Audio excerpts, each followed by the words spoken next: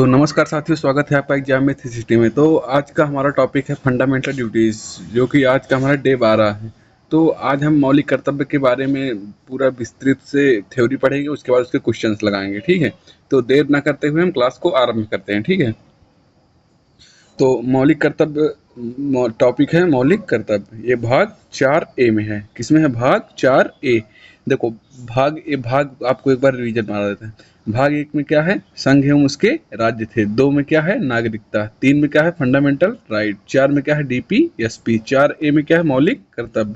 इसको कब जोड़ा गया? इसको 42वें संविधान संशोधन द्वारा जोड़ा गया। ठीक है, अब इसको मौलिक कर्तव्य क्या है, अभी ये हमारे दिमाग में कुछ है तो ये देखो। मौलिक कर्तव्य वे दायित्व हैं जिनका पालन प्रत्येक भारतीय नागरिक से अपेक्षित है। मौलिक कर्तव्य वे दायित्व हैं जिनका पालन प्रत्येक भारतीय नागरिक से अपेक्षित है। ये नागरिकों को राष्ट्र के प्रति उनके जिम्मेदारी का बोध कराते हैं।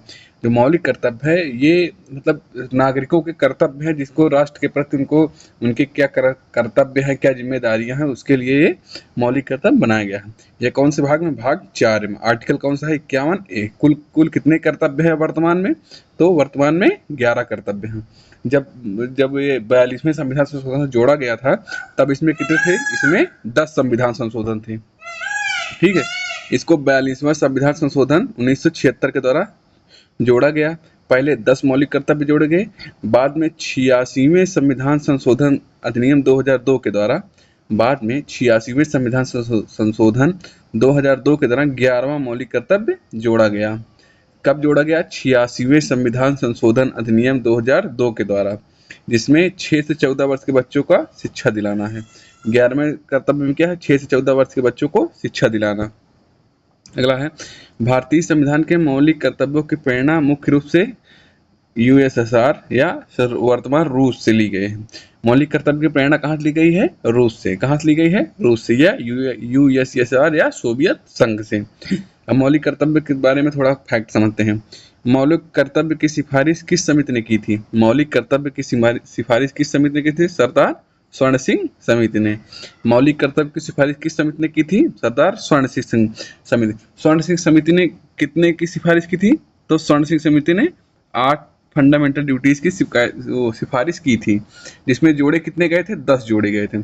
समिति के अध्यक्ष कौन थे? सरदार स्वर्ण सिंह। समिति का गठन कब हुआ था? 1976। समिति का अध्यक्ष कौन थे? स्वर्ण सिंह। समिति का गठन कब हुआ? 1976। मौलिक कर्तव्य किस संविधान संशोधन जोड़े गए? 42वें संविधान संशोधन 1976 के द्वारा। संविधान के किस भाग में है? संविधान के भाग 4A में है। किस अनुच्छेद में? आर्टिकल 51A में है। ठीक, गलत है। 1976 में इंदिरा गांधी सरकार ने स्वर्ण सिंह समिति बनाई। किसने बनाया था? किस सरकार ने? इंदिरा गांधी सरकार ने स्वर्ण सिंह समिति बनाई थी। समिति ने 8 मौलिक कर्तव्यों की सिफारिश की थी। समिति ने कितने मौलिक कर्तव्यों की सिफारिश की थी? समिति ने 8 मौलिक कर्तव्यों की सिफारिश की थी। लेकिन 42वें संविधान संशोधन 1976 में 51A में 10 मौलिक कर्तव्य जोड़े गए। 42वें संविधान संशोधन द्वारा कितने मौलिक कर्तव्य जोड़े गए? 10 मौलिक कर्तव्य जोड़े गए। 86वें संविधान संशोधन से 11वां मौलिक कर्तव्य शिक्षा को जोड़ा गया। ठीक, अगला है, अब देखते हैं 51A में क्या है। ए फॉर, देखो अब 51 के आर्टिकल समझते हैं। 51A तो ये आर्टिकल है, इसके सब आर्टिकल मतलब ये हैं। ठीक, तो ए for Adarsh. A for Adarsh. Article 51A क्या कहता है? 51AA संविधान का पालन करना तथा उनके आदर्शों, संस्थाओं, राष्ट्रध्वज और राष्ट्रगान का सम्मान करना। आर्टिकल 51AA में क्या है? कीवर्ड याद रखना, Adarsh. A for Adarsh. A for Adarsh. A for Adarsh. ठीक है, उसके बाद अब देखते हैं 51B में। बी में क्या है? स्वतंत्रता संग्राम के उच्च आदर्शों का पालन करना। स्वतंत्रता संग्राम के उच्च आदर्शों का पालन करना। बी फॉर स्वतंत्रता संग्राम। इसमें कीवर्ड तो नहीं मिल रहा है, लेकिन फिर भी आप इसको ऐसे याद कर लीजिएगा। ठीक है, सी फॉर संप्रभुता। सी से संप्रभुता। सी से इसको याद कर लेना। सी फॉर संप्रभुता, कीवर्ड याद करना। 51C में क्या है? भारत की संप्रभुता, एकता और अखंडता की रक्षा करना। सी फॉर संप्रभुता। डी फॉर देश की रक्षा करना तथा आवश्यकता पड़ने पर राष्ट्र की सेवा देना। डी फॉर देश की रक्षा करना तथा डी फॉर डिफेंस।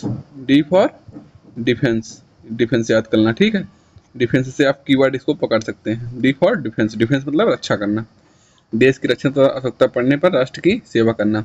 अब ई क्या है? ई भारतीयों में सद्भाव और भाईचारा बढ़ाना तथा महिलाओं के सम्मान के विरुद्ध प्रथाओं का त्याग करना।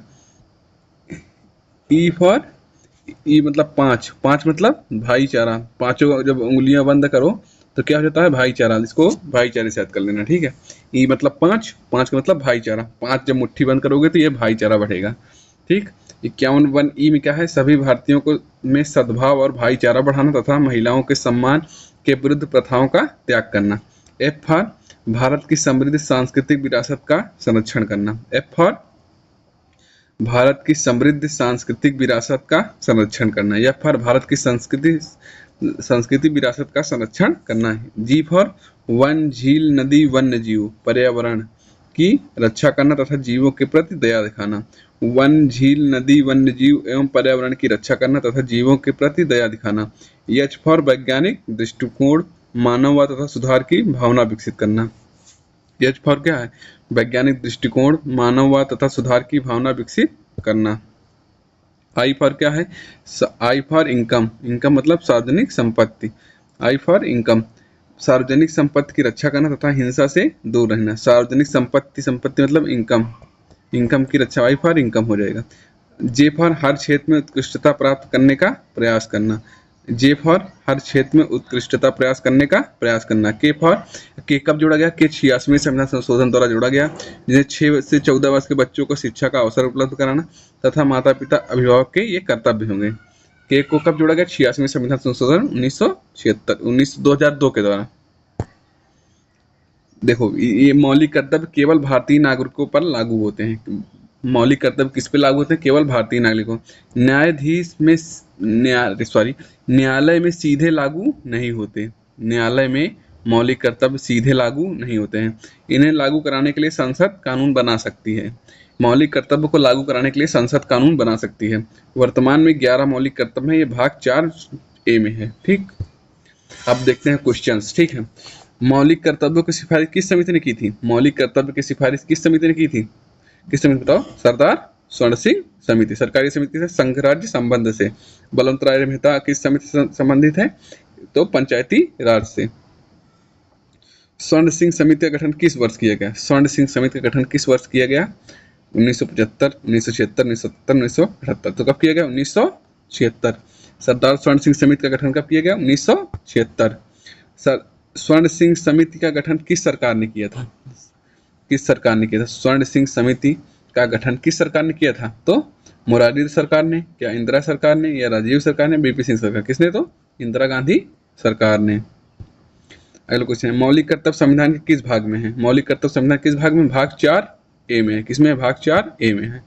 मौलिक कर्तव्य किस अनुच्छेद में दिए गए हैं? मौलिक कर्तव्य किस अनुच्छेद में दिए गए हैं? आर्टिकल 51A में दिए गए हैं। किसमें? 51A में। अगला है, मौलिक कर्तव्य किस संविधान संशोधन द्वारा जोड़े गए?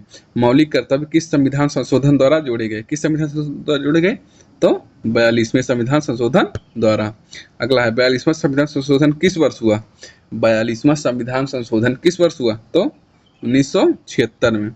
अगला क्वेश्चन, प्रारंभ में संविधान में कितने मौलिक कर्तव्य जोड़े गए थे? प्रारंभ में कितने जोड़े गए थे? 8, 9, 10, 11, कितने? 10। और सरदार स्वर्ण सिंह समिति ने कितने अनुशंसा की थी? तो सरदार स्वर्ण सिंह समिति ने 8 की अनुशंसा की थी। जोड़े कितने गए थे? 10। वर्तमान में कितने हैं? 11। 11वां कब जोड़ा गया? 86वें संविधान संशोधन 2002 के द्वारा। वर्तमान में मौलिक कर्तव्यों की संख्या कितनी है? वर्तमान में मौलिक कर्तव्यों की संख्या कितनी है? तो कितनी है? 11। कितने हैं? 11। 11वां मौलिक कर्तव्य किस संशोधन द्वारा जोड़ा गया? 11वां मौलिक कर्तव्य कब जोड़ा गया? 86वें संविधान संशोधन 2002 के द्वारा। क्या जोड़ा गया? क्या जोड़ा गया बताओ? कि 6 से 14 वर्ष के बच्चों के लिए अनिवार्य शिक्षा। 11वां मौलिक कर्तव्य किससे संबंधित है? 11वां किससे है? बच्चों की शिक्षा से। किससे है? बच्चों की शिक्षा से। 6 से 14 वर्ष बच्चों की शिक्षा दिलाना किसका मतलब किसका वो है? किसका ये दायित्व है? 6 से 14 वर्ष के बच्चों को शिक्षा दिलाना किसका दायित्व है? तो ये माता पिता का। मौलिक कर्तव्य किस देश के संविधान से प्रेरित है? मौलिक कर्तव्य किससे है? USSR से। मौलिक कर्तव्य किस संविधान से प्रेरित है? तो सोवियत संघ से। अगला है, निम्नलिखित में से कौन सा मौलिक कर्तव्य नहीं है? कौन सा मौलिक कर्तव्य संविधान का सम्मान करना है, राष्ट्रीय ध्वज का सम्मान करना है, पर्यावरण की रक्षा है, लेकिन मतदान करना ये मौलिक कर्तव्य नहीं है। अगला है मौलिक कर्तव्य किन पर लागू होते हैं? मौलिक कर्तव्य किन पर? केवल भारतीय नागरिकों पर लागू होते हैं। अगला है मौलिक कर्तव्य क्या है? मौलिक कर्तव्य न्यायालय द्वारा प्रवर्तनीय है? नहीं है। गैर न्यायोचित है? हाँ। मौलिक अधिकार है? नहीं। संवैधानिक उपचार है? नहीं। तो ये गैर न्यायोचित है। अगला है स्वर्ण सिंह समिति ने कितने मौलिक कर्तव्यों की सिफारिश की थी? तो स्वर्ण सिंह समिति ने कितने सिफारिश की थी? 8 की। कितने की? 8 की। अगला है निम्नलिखित में से कौन सा कथन सही है? समिति ने 10 कर्तव्यों की सिफारिश की थी? नहीं, ये गलत हो गया। संविधान में पहले 8 कर्तव्य जोड़े गए, ये भी गलत है। समिति ने 8 कर्तव्य की सिफारिश की थी, लेकिन संविधान ने 10 जोड़ी थी, ये क्वेश्चन ये सही है। 11 कर्तव्य नहीं, 11वां कर्तव्य कब जोड़ा गया? 2002 में, 86वें संविधान संशोधन 2002 में। मौलिक कर्तव्य को उल्लंघन पर दंड का स्पष्ट प्रावधान संविधान में है? नहीं है, इसका प्रावधान नहीं है, क्योंकि ये गैर न्यायोचित है। लेकिन हाँ, अगर संसद चाहे तो ये इस पर कानून बना सकती है। निम्नलिखित में से कौन सा सही क्रम है? सबसे पहले क्या हुआ? 42वां संविधान संशोधन हुआ, फिर स्वर्ण सिंह समिति? नहीं, सबसे पहले स्वर्ण सिंह समिति बनी, फिर 42वां संविधान संशोधन हुआ, फिर 86वां संविधान। तो इसका क्या हो जाएगा? ए। चलो, इसका जवाब आप कमेंट बॉक्स में करिए, क्वेश्चन पढ़ दे रहा हूँ। निम्नलिखित कथनों पर विचार कीजिए। स्वर्ण सिंह समिति ने संविधान में मौलिक कर्तव्य जोड़ने की सिफारिश की थी, ये कथन सही है कि गलत है? समिति ने 8 मौलिक कर्तव्य की सिफारिश की थी, हाँ, ये कथन सही है कि गलत है? आप लोग बताइएगा। समिति की सभी सिफारिश को 42वें संविधान संशोधन द्वारा यथावत स्वीकार कर लिया गया था, ये कथन सही है गलत है? इसमें सही क्वेश्चन को चुनना है। अब ऑप्शन बताइएगा, ए होगा कि बी होगा कि सी होगा कि डी होगा। तो धन्यवाद साथियों, आज की क्लास यहीं पर समाप्त करते हैं। अगर क्लास अच्छी लगे तो लाइक करें, शेयर करें और कमेंट करें इस क्वेश्चन का जवाब भी, और जो आपकी कुछ नई सलाह हो उसको आप कमेंट बॉक्स में कह दीजिएगा, जिससे हम उस पर काम करके आपको और अच्छा कंटेंट देने का प्रयास करें, ठीक है? तो आज की क्लास के लिए धन्यवाद। आगे भी बने रहिए, चैनल को सब्सक्राइब करें, जिससे आगे की अपडेट आप सबको मिलती रहे। तो हम आगे सोच रहे हैं कि आपको पूर्वावलोकन का क्वेश्चन सारे लाइव कराएंगे, ठीक है? तो ठीक है, धन्यवाद साथियों।